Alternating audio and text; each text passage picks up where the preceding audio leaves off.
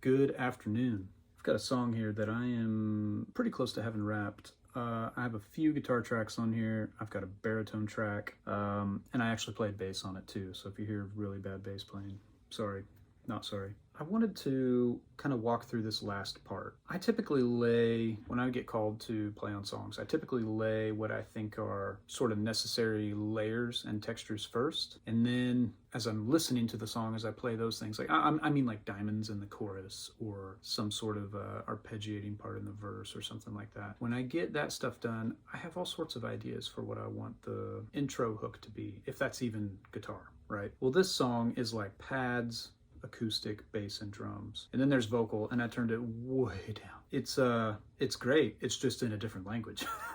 You're not gonna have any clue what he's singing about. I know the subject matter, so that's important for what I'm gonna play. It's very nostalgic. How do I want to put it? It's kind of, I went way far away from you, but found my way back, or you found me, you know, that sort of thing. So I've got these parts, and I wanted to talk about what I want to do with this track that's going to enhance the other parts that I have there. This is the biggest part of my job. I say that all the time, but it's listening to what else is happening and making moments with the other voices on the record, on the session. The guys and girls who have the longest session careers in this town are the ones who are constantly listening for moments. You know, like there's a break in the chorus vocal, like a gap where the vocalist takes a breath. Well, maybe pedal steel jumps on that. Maybe pedal steel comes up with a line that's good to double with fiddle. That's kind of a classic 90s country thing to do. Maybe keys have something. I had a video just a few videos back where I was talking about a second verse. The video was all about the second verse, like navigating your way through the second verse, right? I think that's the title of the video. And I kept trying to play a lick in this spot where there was a really cool piano line. Well, I can either fight with the piano and turn my work in and say, here you go, you can pick one or the other, or I can do something that works together and creates a moment. You know, the more that you sound like you're listening to everybody else, the more you're going to work and the longer your career is going to be. There are a lot of new guys, and I was this way, who get sort of a buzz around them. And I don't mean just guitar players, I mean musicians in general. They get kind of a buzz around them because they do a thing and they feel like they have to deliver that thing every single time. Like, I played this certain kind of solo on this one song, and that's what got me called for this other thing, or I played this kind of rock and roll, loose cannon style, so that's what I need to do. That's not necessarily true. I don't think that the parts that I play on a bunch of different records should be immediately identifiable as me. And I say that with a caveat. In this extremely small community of session musicians, we can all pretty much tell who's who on records. But that doesn't mean that we're all playing the same licks. Like, we sat in the trenches together with, you know, a small group of people for thousands of hours. I mean, there's probably 5 drummers that I see on most of the sessions I do, probably 4 or 5 bass players, you know. So I've been listening to them in my headphones, like very directly, everything's super, like I said, under a microscope, nowhere to hide. I can pick my friends out on the records, you know. What I will say about the ones who have the longest careers is that they're really, really great about making moments with the other people in the band during the session. When you get called for a record, you gotta realize that you're not being called to play guitar as much as you're called to play music. You're trying to make a song happen. You're not trying to play guitar all over that song. You're trying to help create the song with your guitar. So it's a different headspace. It's a different target that you're aimed at. So let's dig into this song, because I've got this one pass left I want to do, and I'm going for like vibe on this song, or on this pass. I'm into the Sarge, plugged into the Sarge. I have my Nordland odr-c. That's the new Nobles pedal that I sold all my Nobles pedals for once I got a pair of these. I have the gain pretty low, about 10 o'clock. I'm not really boosting anything. The mids are at 2 o'clock. My Spectrum, which is their tone knob, it's around 9. And then the level is at noon. So real simple low gain sound. I'm not trying to do anything crazy with that pedal. I have a dotted eighth delay on my timeline with a really long decay. And you can hear from that reverb that that's our old friend, the reverberation machine from Death by Audio. If I turn the delay off.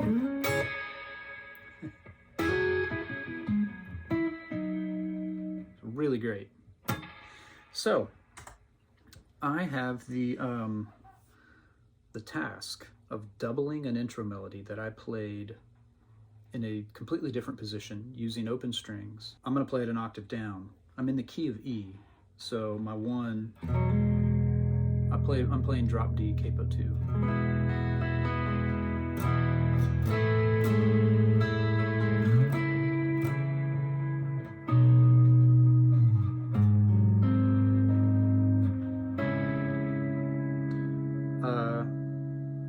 My guitar hook, let's just listen, I want you to hear it.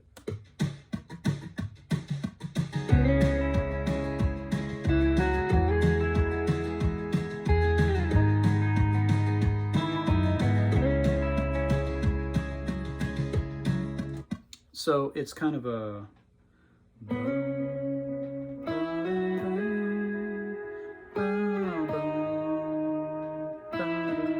and then these two notes hang out together for a minute. I didn't play it like this. I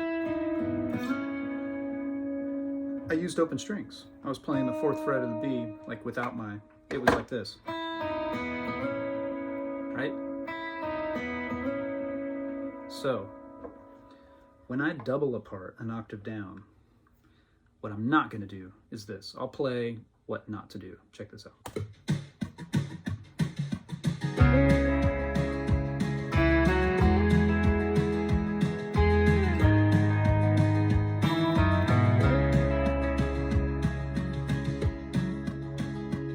That sounds so wrong to me. So I didn't do any of the slurs or ghost notes or notes ringing out together in the low octave that I did in the high octave. It just sounds so wrong, so wrong. So what I need to do is figure out how to phrase that same thing that I played using open strings and whatever in the octave above, in the octave below. I think I can trick the ear into hearing it the same way in a true double. I mean, just playing the notes as they go by in an octave lower, it's not really doubling. You got to slide into the notes you slid into. You got to have notes ring out together that you had ringing out together. It's all these things that are going to make you stand out as someone who can really double something. And this goes for learning other people's parts too. If you're trying to learn a solo off of some record and you just kind of get it, I would say you didn't learn it. If you don't have all the phrasing and the inflections down right, then you're doing your version of it, or you're just close enough, you know? In my world, I have to be dead on, just dead on.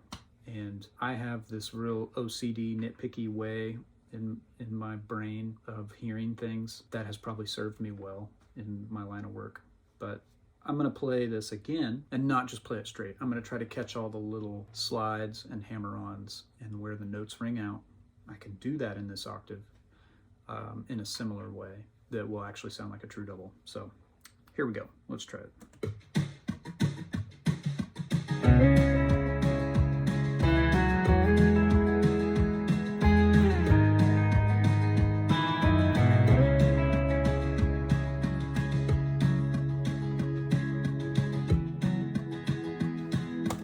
Cool. So rather than going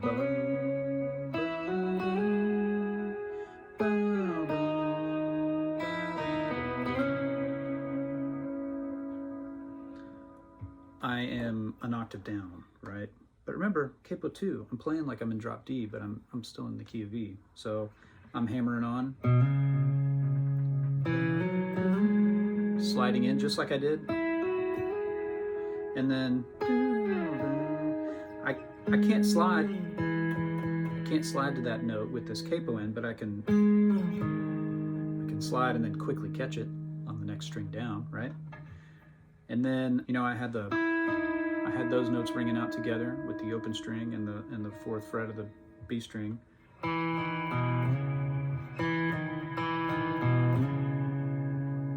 And I could have that ringing out the whole time, but I don't think I need to.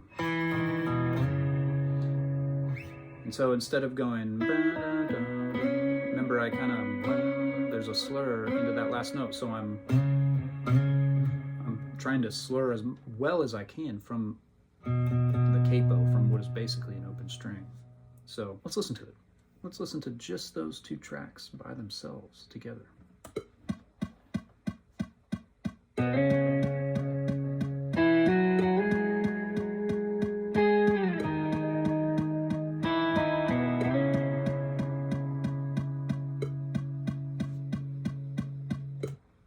Awesome. I really dig it. So that's the key. That's the key. And when I'm sitting on the floor, the cutting floor, you know, where we're tracking in the tracking room, and pedal steel player plays a line, and he's swooping into notes, and somebody says, hey, that'd be cool if somebody else jumped on that with you. Maybe it's electric. So number one, I'm probably going to find a different octave.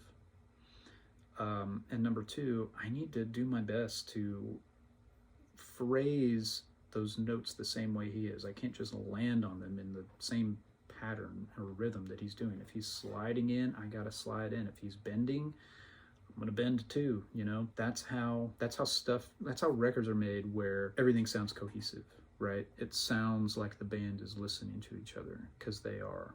There's no other way to make it sound that way, to make it sound like everyone's listening to each other, unless everyone's listening to each other.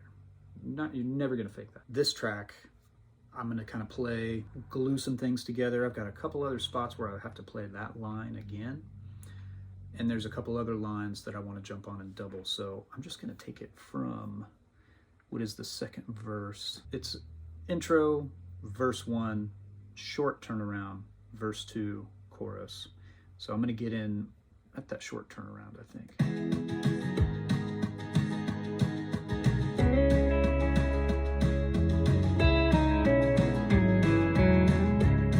Okay, there's another one of those lines. I want to double this an octave down, so I went.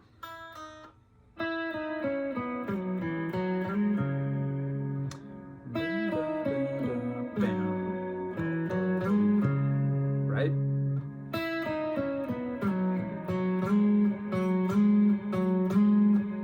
So there's a phrasing move, sort of a specific enunciation of those notes in that spot that I need to catch an octave down. How am I gonna do it? Well, I land on the C sharp here. My lowest note's an E, so I can't catch that. But I could go, no, it'd be,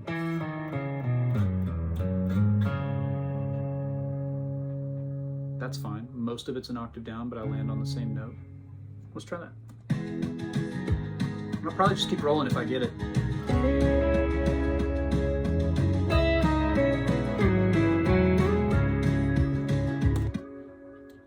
Last minute change. I'm going to play it an octave above instead of an octave below. That much movement and that quick is a little dark and heavy down there. So, and now, so the notes are.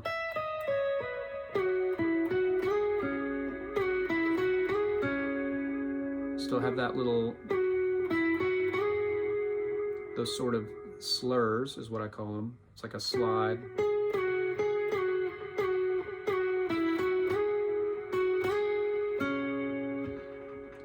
I'm gonna have to catch that exactly the same way.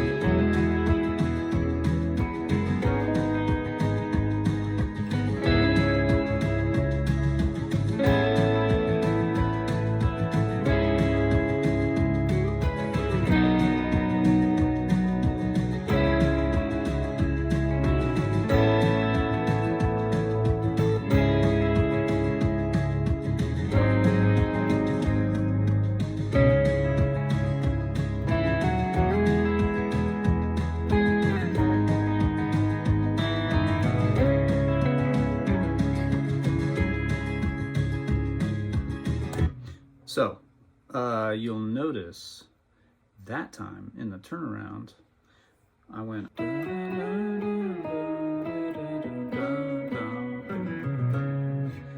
I think it's fine if that guitar breaks off of what my double is, because that guitar, I remember, plays some fills in the next verse. So this one's going to kind of step back, right? They're kind of both forward under the spotlight or whatever. You know, think of it like you're playing live. Like they're both out on the front edge of the stage playing this turnaround hook together with spotlights on, and then the one guy kind of comes back, and then this guy's still sort of featured moving around the vocal in the next verse. Let's get back in right there.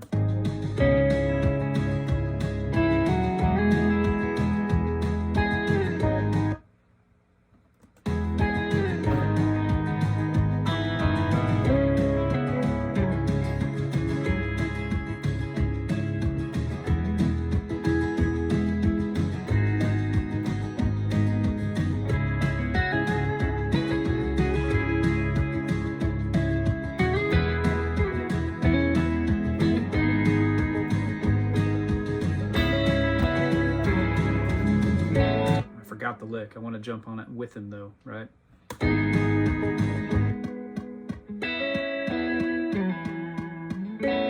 Yeah.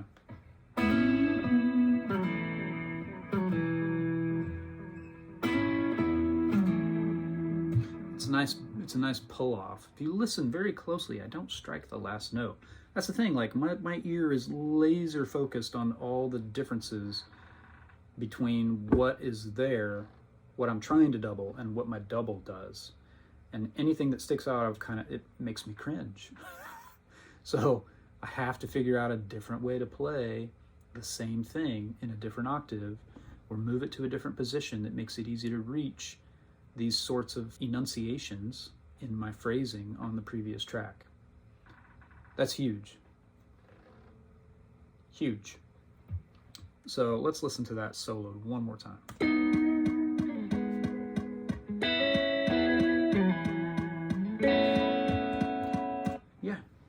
Without the delay, it's just.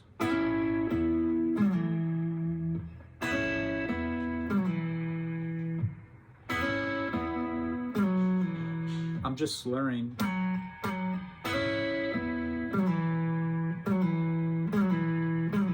It's a quick pull off. It's not easy to do with the open string. I feel more solid on it down here, but I don't like how woofy it gets down there. So I'm going to play it, even though I don't like necessarily playing it, right there. And we'll get into our chorus. What was my chorus part? That's good to know.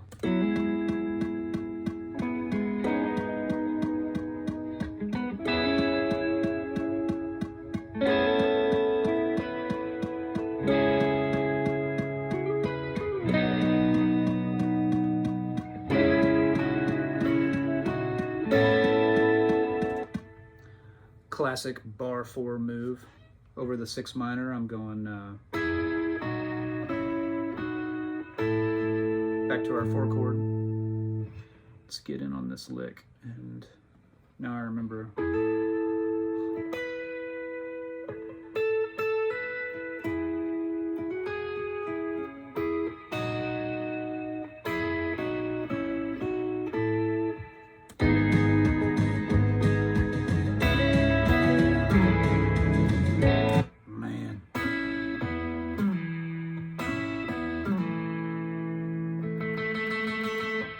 That with my right hand, you hear that you hear the wrong thing.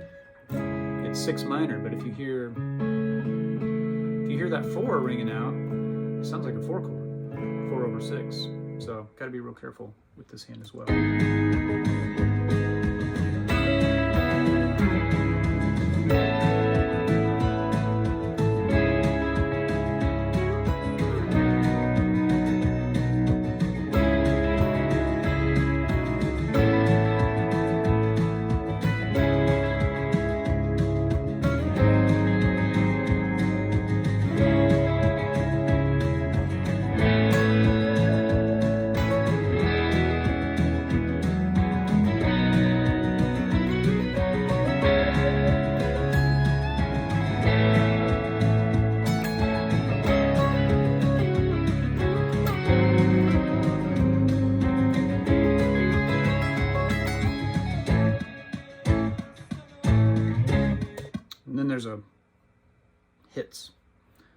My problem is the reverberation machine. I just got too much verb to play.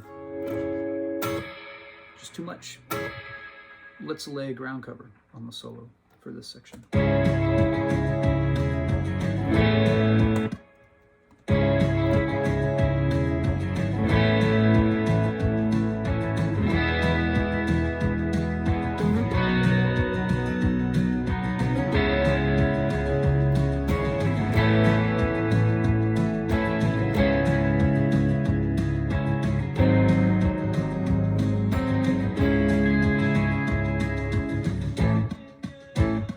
All right, and that section, I don't even need to do anything there with this sound, I don't think. Let's hop back in after.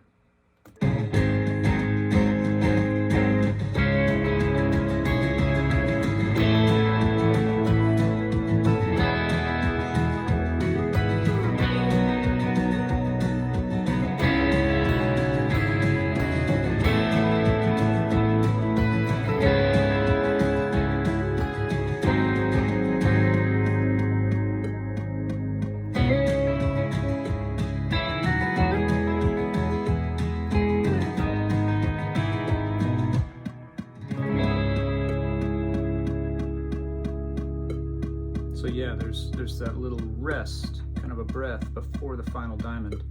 So I had to move my phrase up sooner. I had to move it sooner to make sure that everybody's sort of holding their breath together. So instead of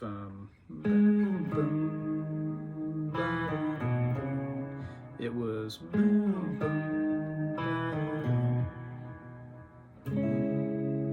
like that. All right, let's scope this solo. I want to turn off the reverberation machine because it's just too much. I might leave the delay on. Have some Maris Mercury 7. Some timeline, same timeline delay.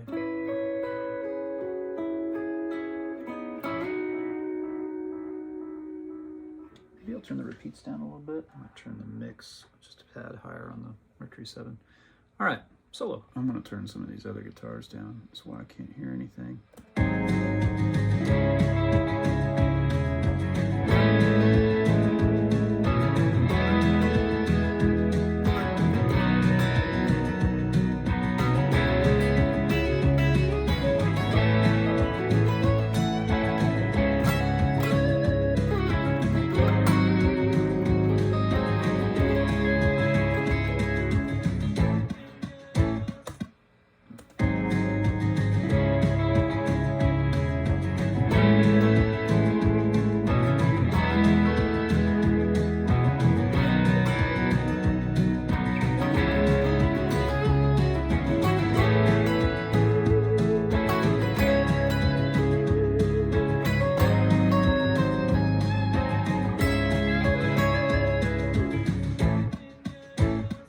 Last little phrase. I just don't know when to quit. No, that's all it needs to be. Just hang there. I don't need to play into the vocal.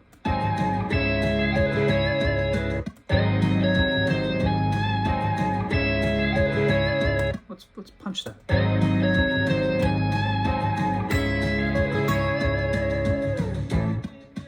Boom. That's it. That's it right there. There it went. I'm good with that. All right. Yeah. So next time you're working on a song and you come up with some hook that has some tricky enunciation in it that makes it sound like the human voice, that's kind of what we're all going for, you know? You don't want to just play notes.